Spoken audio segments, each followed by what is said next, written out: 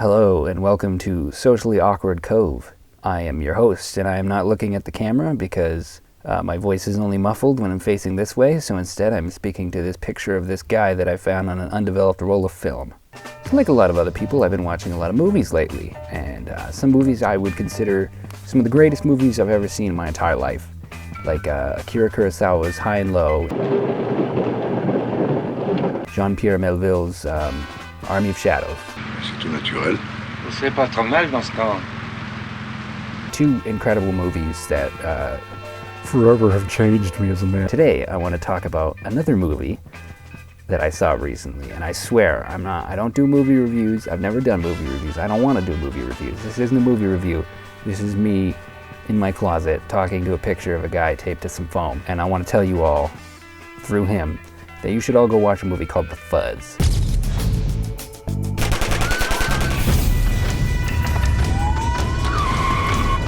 Freeze, police! So, The Fuzz is a strange film.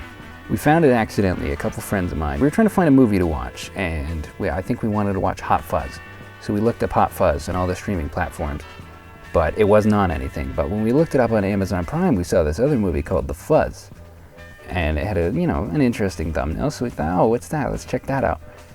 And we were sold on the trailer pretty much immediately.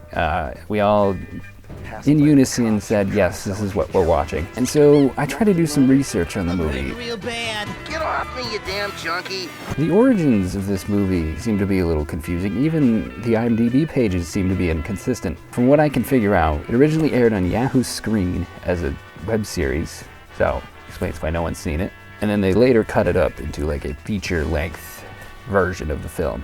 It's not often I find a random movie that I can't find any information on and love, but this is the exception. This movie blew my mind because of how not terrible it was. I'm not saying just because I had low expectations it was great, which might be partially true. And considering the last movie I randomly watched on Amazon was Night of the Were-Rooster. Cock-a-doodle-doo, you son of a bitch! So I mean, the bar was set very low. Even so, this exceeded any expectations I could have had.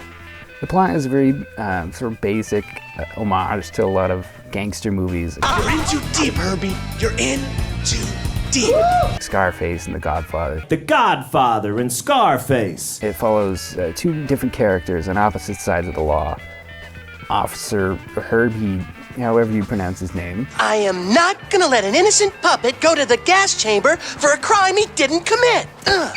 And there's a low-level drug dealer who, the drugs in this movie are jelly beans, by the way. Where's the beans? Rainbow Brown, who is neither of those things. Damn him and his shiny balloons!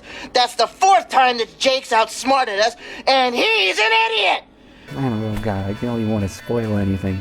It's nothing you haven't seen before, but it does all those things you've seen so many times so well, and with puppets, that it's okay. Because it stars puppets. I don't know if I mentioned that explicitly. I'm sure I've showed clips, but I haven't said that it stars puppets. It stars puppets and humans, and it's incredible. And the humans, they're kind of bad actors, honestly. I mean, they're not terrible, but they're just kind of like, oh, like this. I'm busting both of you knuckleheads down to firing range duty. Doyle is the new head of puppet crimes. But Chief! Somehow that adds to the charm. Maybe it's because the puppet actors are so good, and then it makes the human actors acting bad seem good. And I don't know what it is. It's confusing. This movie baffles me. And it baffles me that no one's ever talked about it because I loved every second of it. It was endlessly entertaining. It was never like raunchy. I mean, no, it never went too far. It never really went over that line of being excessive. It was just always just the perfect amount of goofy, wacky, yet funny because of it being so serious. I don't know, I said this wasn't a review, but it kind of sounds like a review. I swear it's not. I just go watch the movie. I need something to make a video about. So just go watch this movie. You have the time. Alright, there's a few things I forgot to add, and I'm feeling less awkward, so I'm facing the camera now. Another reason why I think this movie sort of struck a chord with me is I make short films starring a stuffed bear, which is not too many steps away from making things with puppets. And honestly, now that I've seen it, I kind of want to buy a puppet. And I found out that the company who made the puppets for this film sell some puppets on Etsy, and I think I'm gonna go buy one, and I'm gonna start making things with puppets now. So this movie's kind of made a big difference, which I don't think anybody would have ever expected, but here we are. And I also want to discuss the people behind the film, because I didn't mention them. I gotta look it up real quick. It says created by Christopher Ford. So Christopher Ford is the writer of some good movies.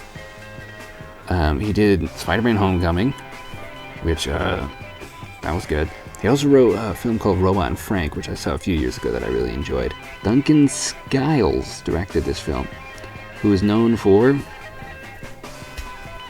things I've never heard of. Well, good job, Duncan. Duncan Jones hasn't really been pulling his weight filmmaking lately, so you're my new favorite Duncan director. I want to hear new ideas! No, that'll never work. We don't have access to that level of explosives.